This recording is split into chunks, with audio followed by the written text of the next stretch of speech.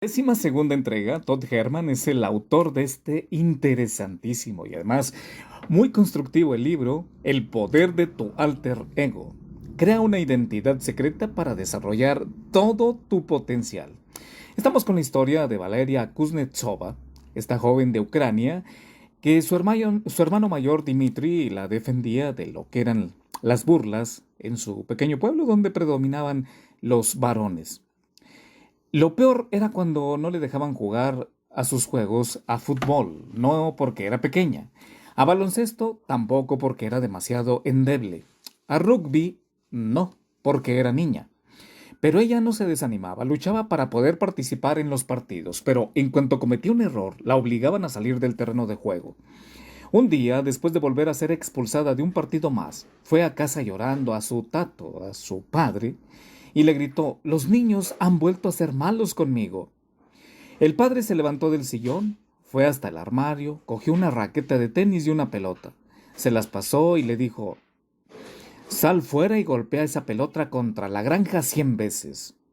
Valeria estaba enfadada porque su padre no la iba a ayudar gritando a los chicos, pero le arrebató la raqueta y la pelota de la mano. Salió dando fuertes pisotones y empezó a golpear la pelota contra la pared de la casa, murmurando lo mucho que odiaba a Vlad, a Sergi, a Alexander, a Sasha y sobre todo a Igor, el más malo de todos. 12 años después, Valeria se había convertido en una de las mejores tenistas del mundo. Había utilizado aquella rabia, indignación y humillación para ascender vertiginosamente y llegar a lo más alto del mundo del tenis. Pero había un problema. Cuando me llamó su entrenador para que fuera a Flushing, en Meadows, en Queens, en Nueva York, había pánico en su voz.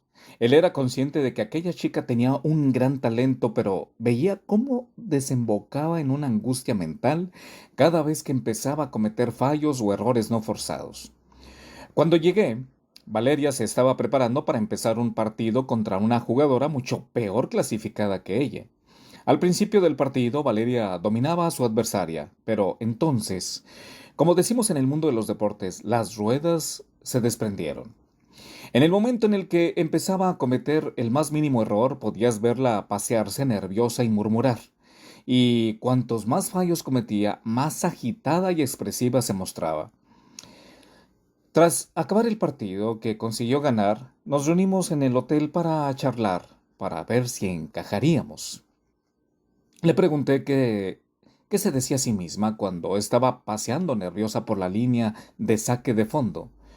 Primero se sorprendió, luego se sintió avergonzada. ¿Lo viste?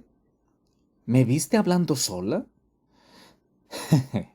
Claro, pero no creo que sea algo malo. Todos hablamos para nuestros adentros. El quid de la cuestión es si esa conversación es constructiva para nuestra capacidad de rendir y mejorar. Se han llevado a cabo numerosos estudios sobre el poder de hablar con uno mismo y se afirma que mejora el rendimiento, y un estudio publicado en Adolescence en 1994 titulado Private Speech in Adolescence mostraba que narrar el proceso de tus acciones mejora tu rendimiento, pero hay que ver también la otra cara de la moneda.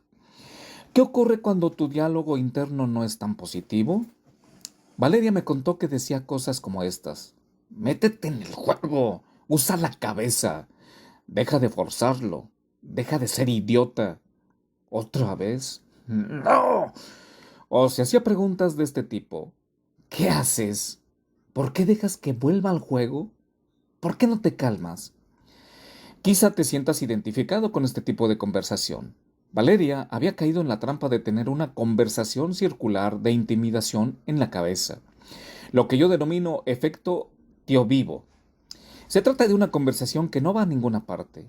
Te deja molido y lo único que consigues es entrar en una espiral de diálogo cada vez más contraproducente. De todas formas, como a nuestra mente le encanta crear una historia y convertirnos en el héroe, la solución es que tengamos un enemigo con el que hablar cuando aparece un diálogo interno negativo. Pasamos de un tío vivo interno negativo a una tira y afloja constructivo que nos permite echar al enemigo a la línea de banda. Cuando le expliqué este matiz a Valeria, se relajó enseguida, echó la cabeza hacia atrás y dijo: «Igor, apretando los dientes. Después me contó su historia de fondo, sobre dónde creció, los chicos del pueblo y todo lo que se burlaban de ella, y que se quedaba junto a la casa de su familia, golpeando la bola contra la pared mientras murmuraba los nombres de los abusones.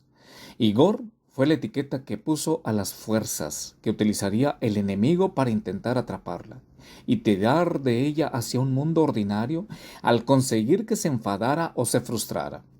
En lugar de añadir más emoción a su personalidad, que ya era bastante intensa de por sí, cogimos a Igor, redujimos aquel diálogo interno negativo al tamaño de un insecto que era molesto de un abusón de 8 años y lo expulsamos del campo de juego. La rabia y la intensidad de Valeria la habían llevado a lo más alto, pero le iban a impedir ganar campeonatos, se iba a quemar, por eso dimos la vuelta a lo que se había convertido en una fuerza oculta, que era su historia pasada. Se reducía su rendimiento y nos enfrentamos a ella reduciendo su tamaño. El hecho de poner nombre a tu enemigo crea una distinción convincente entre los dos mundos que viven dentro de nosotros, el ordinario y el extraordinario. Permite que tu yo heroico responda al enemigo que está intentando atraparte. El problema con el que no se ve y lo que no tiene nombre. Cuando piensas en las películas que más miedo te han hecho pasar, ¿el asesino o el monstruo se reveló de inmediato? Probablemente no, porque cuando algo acecha en la penumbra, cuando no lo puedes ver, tocar ni atrapar, es más aterrador, es desconocido. Y cuando algo es desconocido, resulta difícil de tratar porque la imaginación se descontrola y nos hace creer que es más grande de lo que es. Es el típico caso de hay un monstruo debajo de la cama. Por ejemplo, en la película Tiburón, en principio Steven Spielberg tenía la intención de que el enorme tiburón mecánico tuviera un papel mucho más importante en el film, pero se rompió, así que su equipo y él tuvieron que utilizar otros trucos para lograr el suspense. ¿Te acuerdas de la música? Se oyen unos sonidos graves y sabes que va a pasar algo, algo desde las profundidades del océano, pero no sabes cuándo, ni dónde, ni a quién golpeará. Nadie ha visto al tiburón. Solamente ves a una chica chapoteando y de repente tiran de ella debajo del agua. Es aterrador. Al no ver al enemigo, Spielberg sabía que provocaría que nuestra imaginación se desbordara. La imaginación es una herramienta poderosa que utilizaremos deliberadamente para construir tu alter ego. Pero como todas las grandes herramientas, puedes lograr resultados positivos o pueden ser negativos. A veces, si tu imaginación no está sujeta o controlada de forma correcta, se descontrolará y completará y creará una historia aún más aterradora. ¿Será grande esa cosa? No lo sé, pero seguro que es enorme.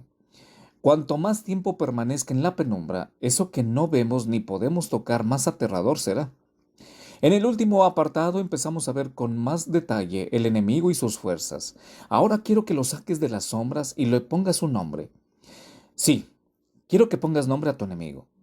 En cuanto algo tiene un nombre, le has dado una identidad, le has dado una estructura y una forma. Cuando damos una forma a algo, también estamos dando a nuestro alter ego algo que derrotar, algo que superar, algo contra lo que luchar. Deja que te muestre lo que quiero decir. Cuando digo los nombres de Joker, Darth Vader o incluso Saddam Hussein, ¿qué has visto? Seguro que ha aparecido instantáneamente una imagen en la cabeza, algo tan automático como respirar. Y junto a esa imagen o pensamiento que tengas, puede que hayas sentido una emoción específica. Este es el poder de poner nombre a algo, el nombre y la forma que te permiten que hables con el enemigo, que lo expulses de tu campo de juego y que le demos una buena patada para expulsarlo del campo del juego. Te mostraré cómo más adelante en el libro puedes escoger cualquier nombre. En gran parte depende de tu personalidad y de lo que tenga sentido para ti. Puedes ponerle un nombre tonto, o uno que dé miedo, o algo que te dé rabia o te haga enfadar, o algo que te asustaba porque ya no te da miedo, como hizo Valeria con Igor. O simplemente le puedes poner un nombre que toda la vida como Michael, Sarah, Jesse, Tony o Hans. Atención con un enemigo que aporta enfado y rabia. Pueden ser factores que hagan que los deportistas se concentren.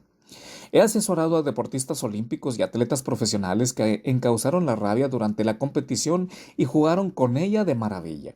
A diferencia de muchos libros de autoayuda que aconsejan la paz y la tranquilidad como camino para llegar al rendimiento, yo digo a mis clientes que la rabia y el enfado pueden activar un rendimiento máximo. De todas formas, tienes que asegurarte de que se ajusten a tu campo de juego. Conclusión. Haz que sea algo a lo que te quieres enfrentar y que quieres superar. ¿A qué me refiero? Humíllalo. Imagina que el enemigo es lo más pequeño posible. Haz que sea mono o que sea algo que te haga exclamar. ¡Ay, qué encanto! Haz que no te dé ni pizca de miedo, que sea la cosa menos amenazadora que has visto en tu vida. Que sea un perrito y que se llame Scooby-Doo. Llámalo peludo o pipi. Solamente es que sea Darth Vader, si es para recordar que Darth Vader es un actor calvo que lleva un traje incómodo. En cambio, si eres alguien que se crece ante los conflictos, que necesita un reto en la vida para demostrar tu valor, haz lo contrario, que el enemigo sea feroz, aterrador e intenso. Ponle el nombre del abusón que te amargaba de niño, o del jefe que no soportabas, o el del familiar que ha intentado frenarte o que te ha hecho que nunca llegarías a nada. Algunos de mis clientes han elegido a su padre o a su madre como enemigo. La verdad es que todo se vale. Tu enemigo puede ser divertido, tonto, inofensivo o intimidante, espeluznante o desafiante, pero dale un nombre. De esta forma te será más fácil imaginar la forma y la sustancia que tiene. También puedes escoger a un personaje de un libro, un programa de televisión, una película o un cómic. Así alguien ya se ha tomado la molestia de desarrollar los pormenores de ese enemigo. Debes incluir el máximo de detalles que puedas. De esta forma te será más fácil visualizar al enemigo. Cuanto más vívido sea tu enemigo, más fácil le resultará a tu alter ego traerlo desde tu momento de impacto. Y si decides escoger algo como un animal, podrías utilizar simplemente un lobo o darle un nombre, por ejemplo, Cristóbal. Es la diferencia entre decir, lobo, sal del terreno de juego porque esta lucha no te conviene y decir, Cristóbal, ahora me toca a mí. Ya no te obedezco. Lárgate. Si estás atascado con el nombre, si no se te ocurre ningún nombre para tu enemigo, ahora mismo espera. Muchos clientes han construido su alter ego primero y después han elegido algo a alguien que es el enemigo natural de su alter ego. También escogerán algo y le pondrán el nombre de alguien que saben que su alter ego seguro que podrá derrotar fácilmente. Aquí quiero hacer un paréntesis. El nombre de Cristóbal viene en el libro, no es soy quien está leyendo, mi nombre es Cristóbal, pero el nombre de Cristóbal precisamente viene en el libro. Continuamos. Por lo tanto, si no estás inspirado, vuelve a este punto más tarde, construye la historia del origen de tu alter ego y, después, elige el nombre del enemigo, sigue hasta llegar a la proclamación de respuestas y posteriormente vuelve aquí. Recuerda que no hay un orden perfecto de nada de lo que acabamos de ver. Cuando tengas claro el enemigo será cuando le pongas el nombre. Bienvenidos a el capítulo número 8, el poder de tu historia. Después de mi presentación en una sala a rebosar de Rangers y boinas verdes del ejército, bajé del escenario de más de medio metro de altura para saludar a algunas personas que me querían hacer preguntas. Después de hablar con algunos Rangers sobre superhéroes y villanos de los cómics, un coronel me dio un golpecito en el hombro y me preguntó si podíamos hablar en privado. Le contesté, por supuesto. Salimos juntos del auditorio de Fort Bragg en Carolina del Norte, la base militar más grande del mundo. Fort Bragg alberga el Mando de Operaciones Especiales del Ejército de los Estados Unidos, que es responsable de formar, equipar y desplegar fuerzas especiales por el mundo para sus misiones. A juzgar por las líneas de expresión del coronel, estaba frente a un profesional curtido. Había pasado mucho tiempo apuntando con armas y observando cosas con prismáticos, y podía pasar varios días contándome historias. Antes que nada, quiero darle las gracias por haber venido y pasar tiempo con nuestros hombres y mujeres. Muchas gracias. Una cosa que siempre he agradecido al hablar ante una audiencia de militares, desde la fuerza de élite de los Navy SEALs hasta reclutas nuevos, es que todo el mundo es extremadamente amable, con un civil como yo, y siempre hablan en plural, nosotros. Siempre es un honor venir a hablar y con un poco de suerte marcar un hito, repliqué. He dicho algo interesante que quería comentar con usted. Por supuesto, le escucho. Usted mencionó el sentido del uniforme que todos llevamos y que los distintos uniformes significan cosas diferentes y que, si no tenemos cuidado, esos significados pueden ayudarnos a hacernos daño. En ese momento caí en la cuenta de algo. Este uniforme no me ayuda. ¿A qué se refiere? Cuando me pongo esto, significa algo para mí. Me gusta llevar la bandera en la manga. Me gusta servir y me gusta formar a estos hombres y mujeres. Eso quiere decir que tengo que ser duro y fuerte y plantear desafíos. Hablamos de honor, código y cadena de mando todo el día. Pero me acabo de dar cuenta de que esto ha afectado negativamente a mis hijos. Cuando regreso a casa, los niños quieren pasar tiempo conmigo y yo enseguida empiezo a interrogarles sobre los deberes y las tareas de casa. Incluso después de haber quitado el uniforme, sigo siendo la misma persona. Durante los 20 últimos minutos me he estado devanando los sesos, intentando pensar cómo aplicar lo que usted ha comentado.